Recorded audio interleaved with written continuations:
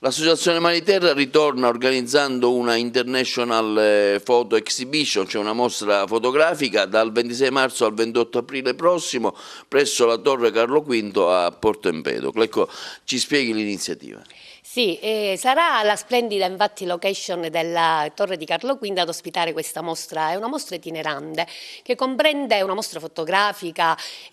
collettiva, comprende circa 54 progetti, ognuno dei quali praticamente rappresenta il percorso, diciamo l'insieme di tradizioni culturali, quindi il patrimonio diciamo artistico, architettonico e naturalistico dei paesi di provenienza. Diciamo che l'evento si articola, ci spazia geograficamente dall'America del Sud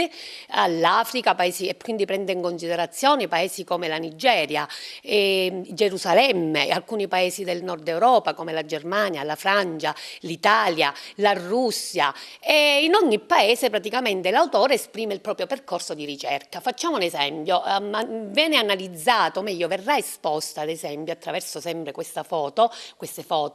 il processo di emancipazione femminile che si è svolto ad esempio in un paese del Sud America, ovviamente ancora in fase di sviluppo, oppure ad esempio il processo di purificazione a Gerusalemme, il carnevale sardo in cui si affronta ad esempio il tema del rapporto tra l'uomo e l'animale, o le feste medievali in Russia. Una particolare attenzione abbiamo prestato nel nostro caso, quindi prendendo in considerazione Porto Empedocle,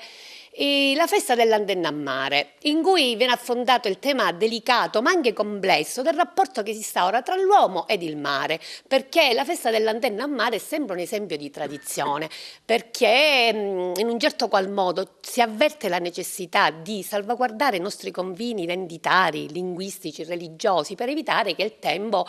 inevitabilmente li cancelli. Quindi vi aspettiamo alla Torre di giorno 26 alle ore 18 per inaugurare e quindi mostrare a tutti voi